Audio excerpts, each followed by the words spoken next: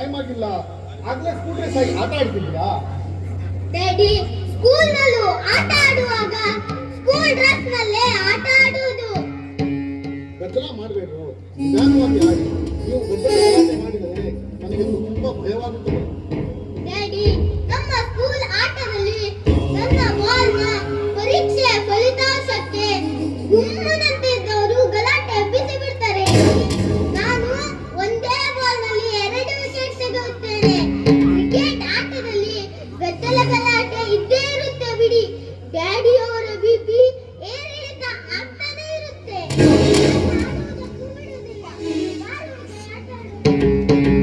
ದೇವ, ತುಂಟಾಡುವ ಮಕ್ಕಳನ್ನು ದೂರವಿಟ್ಟರೆ ನನ್ನ ಕಾಯಿಲೆ ದೂರಾಗಲಾರದು. ಕಳೆದು ಹೋದ ದಿನಗಳು ಮತ್ತೆ ಬರುವುದಿಲ್ಲ. ಮುಂದಿನ ದಿನಗಳು ಹೇಗೆ ಬರುತ್ತೆ ಅಂತ ಹೇಳಲು ಆಗೋದಿಲ್ಲ.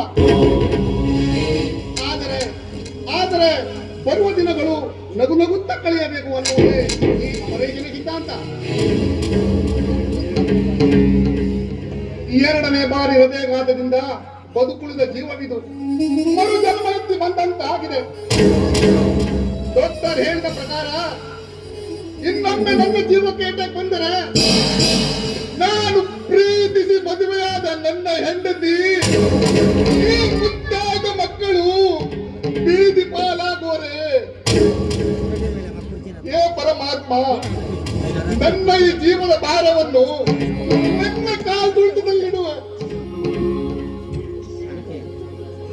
ಕೀಳು ಜಾತಿ ಹೆಣ್ಣಿಗೆ ಮದುವೆಯಾದ ಎಂಬ ಒಂದೇ ಒಂದು ಕಾರಣಕ್ಕೆ ಹುಟ್ಟಿದ ಮನೆಗೆ ಕೀಳಾಗಿ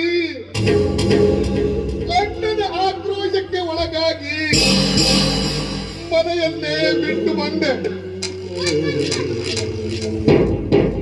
ಈಗ ನನ್ನ ಬದುಕು ಬಿರುಗಾಳಿಗೆ ಇಟ್ಟ ದೀಪದಂತಾಗಿದೆ.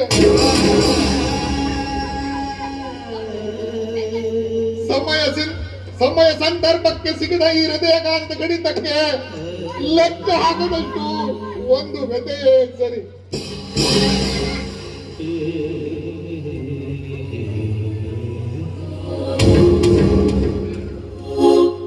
ರೀ, ಇವತ್ತು ನಮ್ಮ ಆನಿವರ್ಸರಿ, ನಮ್ಮ ಮದುವೆಯಾದ ದಿನ.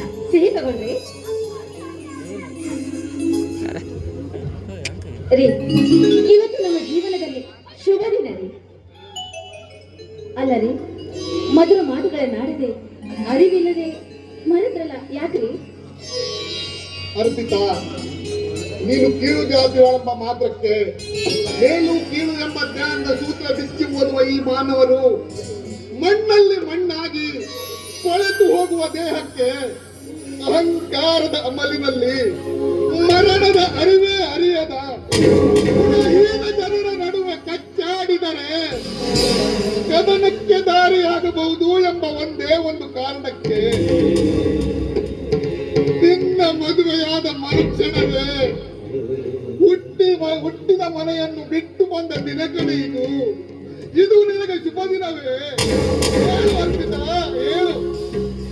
ಆ ದಿನವೇ ಅಲ್ವೇನ್ರಿ ನಾನು ಹುಟ್ಟಿದ ಮನೆ ಬಿಟ್ಟು ನಿಮ್ಮೊಂದಿಗೆ ಪಾಲು ಮಾಡಲು ಬಂದಿದ್ದು.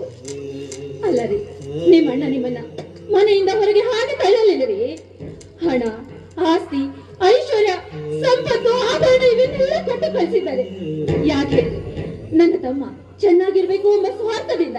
ಅಷ್ಟೇ ಅಲ್ಲ ರೀ, ನಮ್ಮ ಮಕ್ಕಳಿಗೆ ಪಠ್ಯ ಪುಸ್ತಕ ಹಾಗೂ ಸ್ಕೂಲ್ ಯೂನಿಫಾರ್ಮ್ ಅನ್ನು ಕೊಟ್ಟು ಕಳಿಸಿದ್ದಾರೆ. ನಿಜಕ್ಕೂ ಅವರ ದೊಡ್ಡ ಗುಣ ಮೆಚ್ಚಲೇಬೇಕು ರೀ, ಮೆಚ್ಚಲೇಬೇಕು. ಏನ್ ಹೇಳ್ತಾ ಇದ್ದೀಯಾ? ನಮ್ಮ ಅಣ್ಣನವರ ನಮ್ಮ ಮಕ್ಕಳನ್ನ. ಹೌದು. ಅಜಯ್, ವಿಜಯ್, ಬಂದ್ರಪ್ಪ ಇಲ್ಲಿ ನೋಡು.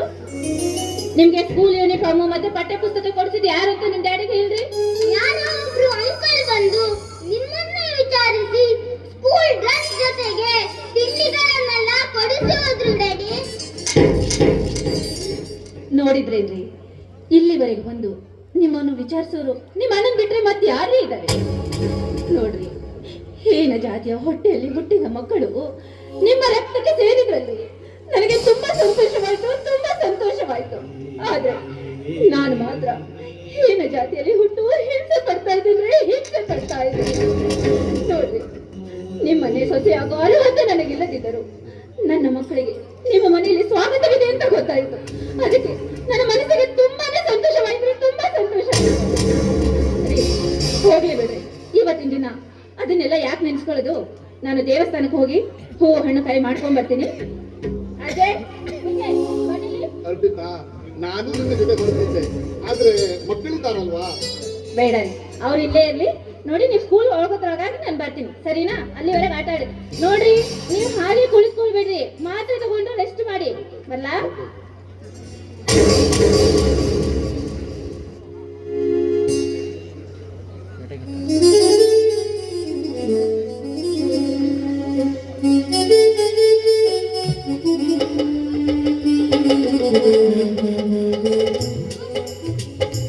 ಅಜಯ್, ವಿಜಯ್, ಸ್ಕೂಲ್ ಟೈಮ್ ಆಗ್ತಾ ಇದೆ. ಇನ್ನು ಆಟದಲ್ಲಿ ಇರುವಿರಾ?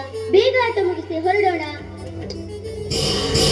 ಅಂಕಲ್, ಯಾಕೆ ನೀವು ಡಲ್ ಆಗಿದ್ದೀರಾ?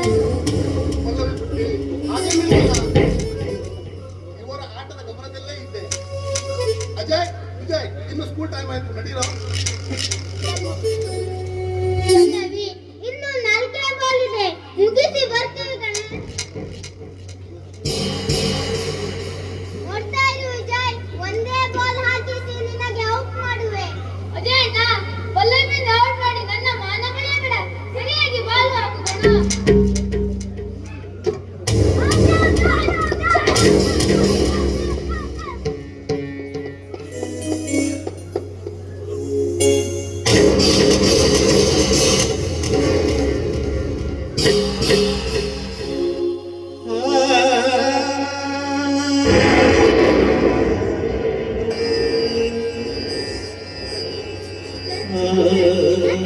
ಮಾತಾಡಿ ಅಂಕಲ್, ಮಾತಾಡಿ. ವಿಜಯ್, ಯಾಕೋ ನಿಮ್ ತಂದೆಯವರಿಗೆ ಬ್ಯಾಟಿನಿಂದ ಬೀಸಿ ಹೊಡೆದೆ? ಡ್ಯಾಡಿ, ಡ್ಯಾಡಿ, ಮಾತನಾಡಿ.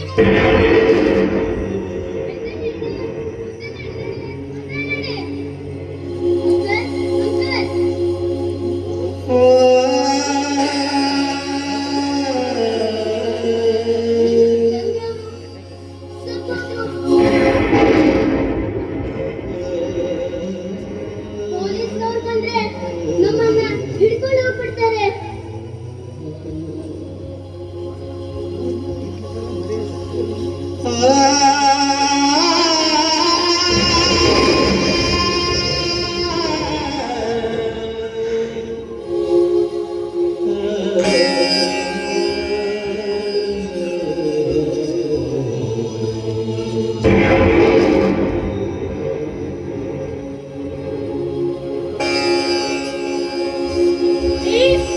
ರೀ, ಬನ್ರಿ, ದೇವಸ್ಥಾನಕ್ಕೆ ಹೋಗಿ ಪೂಜೆ ಮಾಡಿಸ್ಕೊಂಡು ಬಂದಿದ್ದೀನಿ, ಪ್ರಸಾದ ತೆಗೆದುಕೊಳ್ಳಿ.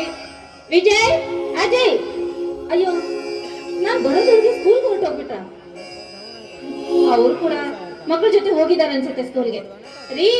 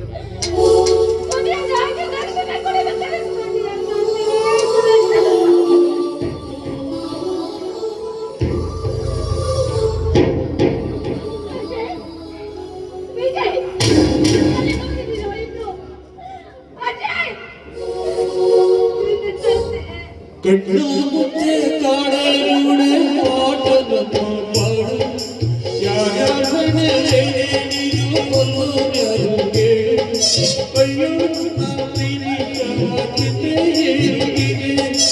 ಇತಿಯ ಜೊತೆ ಕತೆ ಮುಗಿತೆ ವಿಧಿಯ ನಾಟಕ ವಿಧಿಯ ನಾಟಕ ನಮ್ಮ ಬಾಳು ಸುಂದರ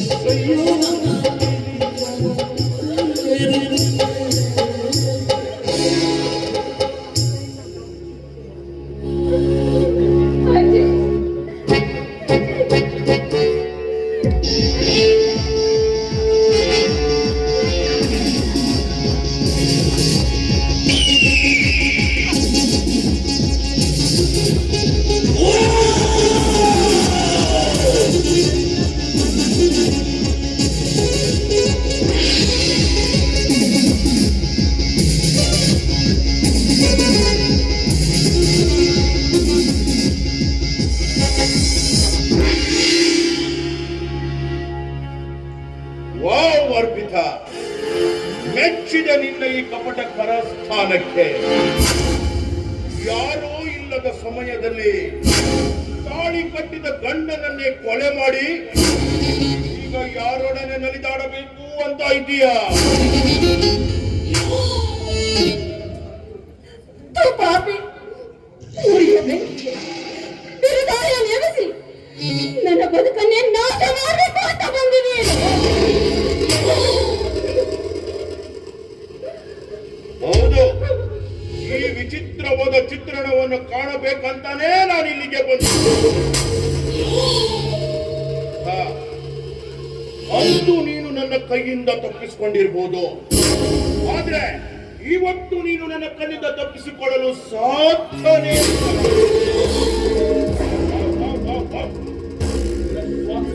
ಗಂಡನನ್ನೇ ಕೊಲೆ ಮಾಡುವಷ್ಟು ನಿರ್ಧಾರ ಈ ನಿನ್ನ ಧೈರ್ಯಕ್ಕೆ ಮೆಚ್ಚಲೇಬೇಕು,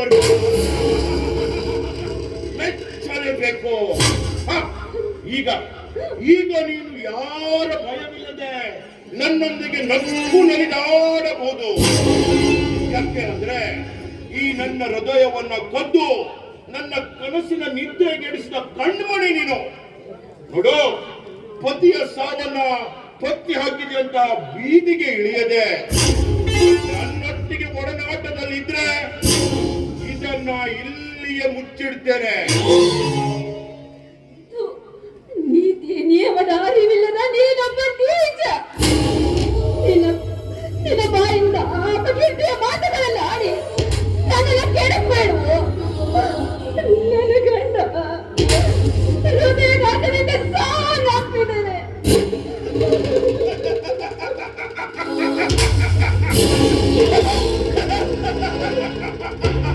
ಏನು, ನಿನ್ನ ಗಂಡ ಹೃದಯಾಘಾತದಿಂದ ಸತ್ತಿದಾನ? ನೋಡಲೆ, ನಿನ್ನ ಗಂಡನ ತಲೆಗೆ ರಕ್ತ ಸುರಿತಾ ಇದೆ. ಇದನ್ನ ಯಾರಾದ್ರೂ ಹೃದಯಾಘಾತ ಅಂತಾರ?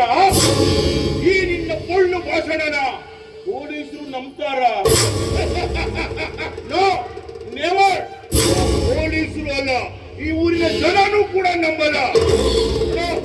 ಸುಮ್ಮನೆ ನಿನ್ನ ಪಟಾಕಿ ತರ ಮಾತುಗಳನ್ನ ಆಡದೆ ನನ್ನ ಚಲುವಿನ ಚಿತ್ತರವಾಗಿರುವ ನೀನು ನನ್ನೊಟ್ಟಿಗೆ ಮಲಗಲು ಸಿದ್ಧರಾದ್ರೆ ಈ ನಿನ್ನ ಗಂಡನ ಶವ ಸಂಸ್ಕಾರ ಮಾಡಿ ಋಣನ ತೀರಿಸ್ಕೊಳ್ತೇನೆ.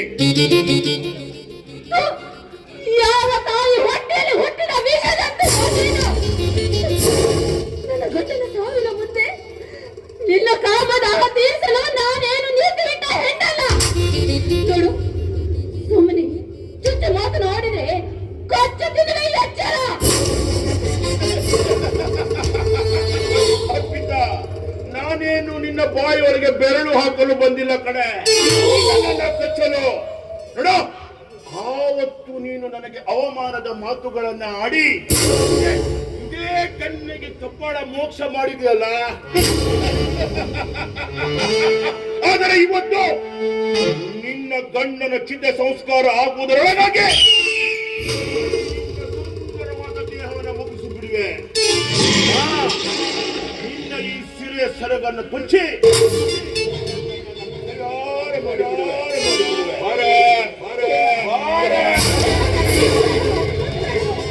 ಕೊಟ್ಟಬೇಡ. ಹೀನ ಜಾತಿಗಳಿಂದ ನನ್ನನ್ನ ಮುಟ್ಟುತ್ತಾ ಇರಲಿಲ್ಲ, ಆದ್ರೆ ಈಗ ಕಾಮದ ತೀರಿಸಿಕೊಳ್ಳಲು ಬಂದಿದ್ದೇನೆ. ಸಾವಿನ ಸಂದರ್ಭದಲ್ಲೂ ಈ ರೀತಿ ವರ್ತನೆ ಮಾಡುವ ನಿನ್ನನ್ನು ಜಾತಿಗೆ ಅವಮಾನಿಸುವುದಿಲ್ಲ.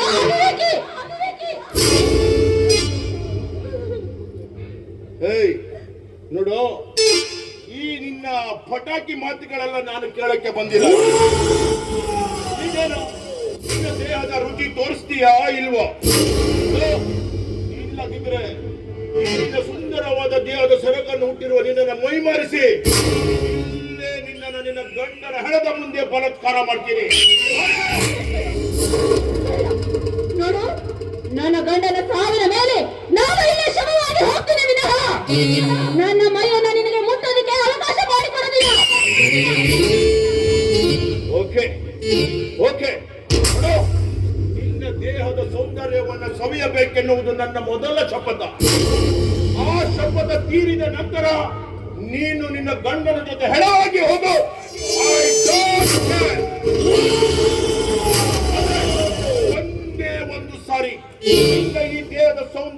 ನಾನು ಸವೆಯಲೇಬೇಕು. ಈಗ ಏನು ನೀನಾಗೆ ಒಳಗಡೆ ಹೋಗಿ ಚಾಪೆ ಹಾಕ್ತೀಯಾ? ಇಲ್ಲ ಇಲ್ಲೇ ಇಲ್ಲದೆ ಈ ಮಾತನ್ನು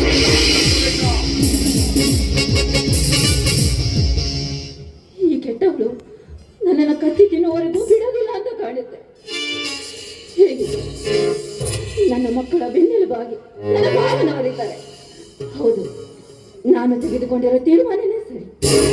ಏನು ಜಾತಿಯವಳಾದ ನನ್ನ ಜೊತೆ ನನ್ನ ಮಕ್ಕಳು ಬಂದ್ರೆ ಅವರ ಭವಿಷ್ಯ ಸುತ್ತ ಬೂದಿ ಆಗುತ್ತೆ. ಬೇಡ, ಆ ಥರ ಆಗೋದು ಬೇಡ. ಅಜಯ್, ವಿಜಯ್, ನಿಮ್ಮ ರಕ್ತದ ಮನೆ ತೋರಿಸಿ ನಿಮಗೆ ನಾನು ಹೋಗ್ತಾ ಇದ್ದೀನಿ. ದಯವಿಟ್ಟು ನಿಮ್ಮ ತಾಯಿಯನ್ನ ಕ್ಷಮಿಸ್ಬೇಡಿ.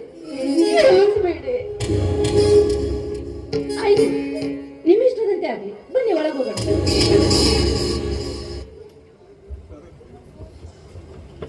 ಎಲ್ಲಿದೆಯೋ ನ್ಯಾಯ, ಎಲ್ಲಿದೆಯೋ ನೀತಿ?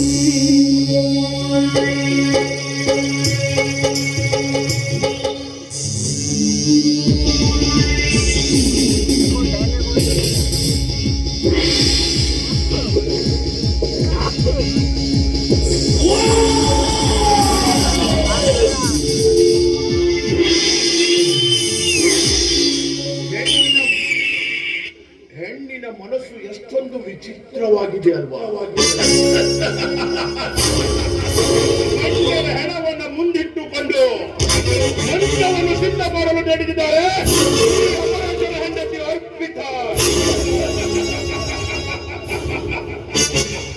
ಅರಸನ ಅಂತರಂಗವನ್ನು ಅರಿತು ಅವರ ವಾಣಿಯಿಂದ ವೀಣಾ ಮಂತ್ರವನ್ನು ಸಿದ್ಧಪಡಿಸುತ್ತಿದ್ದಾನೆ.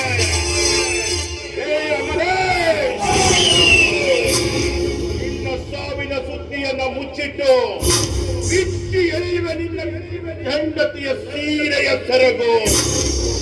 ಸತ್ತ ಮನೆಯಲ್ಲಿಯೇ ಕವಿದು ಬಿಡುವೆ ನಿನ್ನ ಪತಿಯ ಸೌಂದರ್ಯದ ಸೊಬಗು.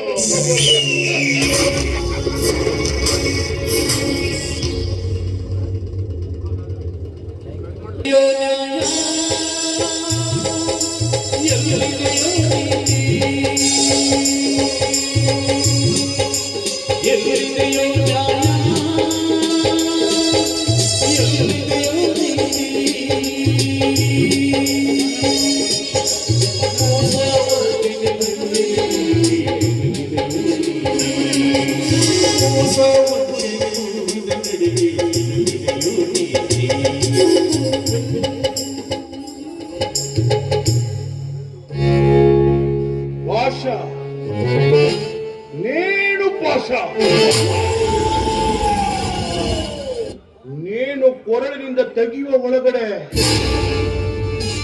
ಉಸಿರು ನಿಂತು ಹೋಗ್ಬಿಡ್ತು. ಭಯ ಕಾಣ್ತಾ ಇದೆ ನನಗೆ. ಈಗ ಪ್ರಾಣದ ಭಯ ಕಾಣ್ತಾ ಇದೆ. ಒಂದು ವೇಳೆ ಈ ದುರಾತ್ಮ ಪಿಶಾಚಿಯಾಗಿ ನನ್ನ ಅಂತರಾತ್ಮವನ್ನ ಕೆರಕಿ ಒಂದು ವೇಳೆ ನನಗೇನಾದರೂ ತೊಂದರೆ ಕೊಟ್ರೆ, ಇಲ್ಲ ಇಲ್ಲ ಇಲ್ಲ ಇಲ್ಲ, ಅವಳು ಆತ್ಮ ಅಂತರಾತ್ಮವಾಗಿ ನನ್ನನ್ನು ಕಾಡುವ ಮೊದಲು ಈ ಮನೆಯಿಂದ ಜಾಗ ಕೀಳಲೇಬೇಕು.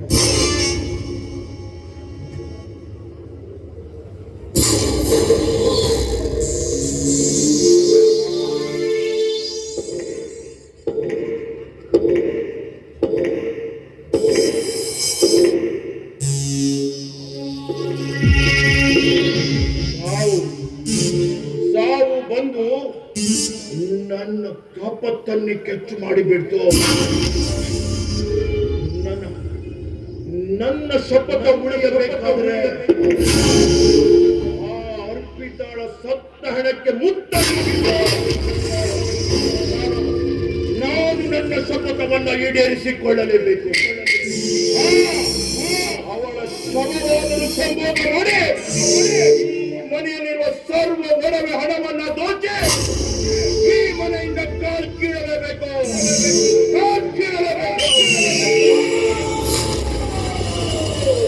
ನಗುತ್ತೈತಿ ದೈವ ಅಲ್ಲಿ, ಅಳುತ್ತೈತಿ ಜೀವ ಇಲ್ಲಿ. ನಗುತ್ತೈತಿ ದೈವ ಅಲ್ಲಿ, ಅಳುತ್ತೈತಿ ಜೀವ ಇಲ್ಲಿ. ವಿಧಿಯಾಟ ಕಂಡು ನಾನು ಮಾನವ ಆಟ ಕಂಡು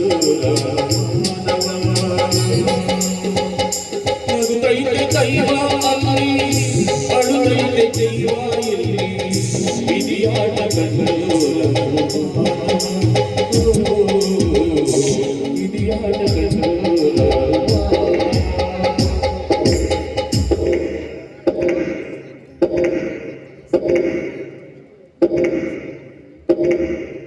ಎಷ್ಟೊಂದು ಚಿನ್ನ, ಎಷ್ಟೊಂದು ಹಣ,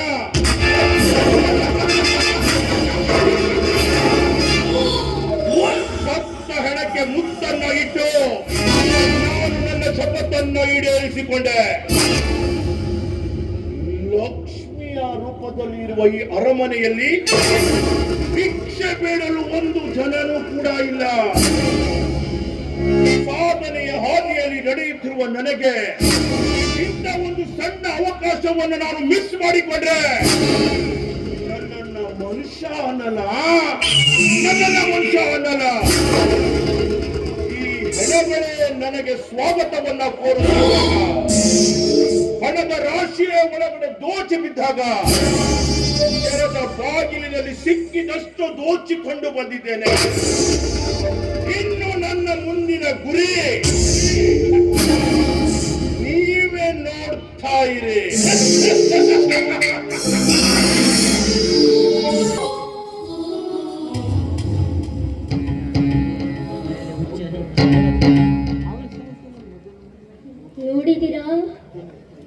ನೋಡಿದಿರಾ ಕನ್ನಡ ತಾಯಂದಿರೇ, ನಮ್ಮ ನಾಡಿನೊಳಗೆ ದುರುಳರು ಇದ್ದಾರೆ. ಅಂಕಲ್ ಕೆಟ್ಟವನು, ಲೋಪರವನು. ದುಷ್ಟರು ಬರ್ತಾರೆ, ಪ್ರಾಣನೇ ಕಿತ್ಕೊಂಡು ಬಿಡ್ತಾರೆ. ಕಣ್ಣೆದುರಿನಲ್ಲಿ ಕಂಡ ದೃಶ್ಯ ಕಣ್ಣ ಮುಂದೆ ಕುಣಿತಾ ಇದೆ. ಭಯ, ಮಾನಭಂಗ, ಭಯಾನಕ ಭಯ ನೇತಾಡ್ತಾ ಇದೆ. ದುರಾತ್ಮರು ನುಗ್ತಾ ಇದ್ದಾರೆ.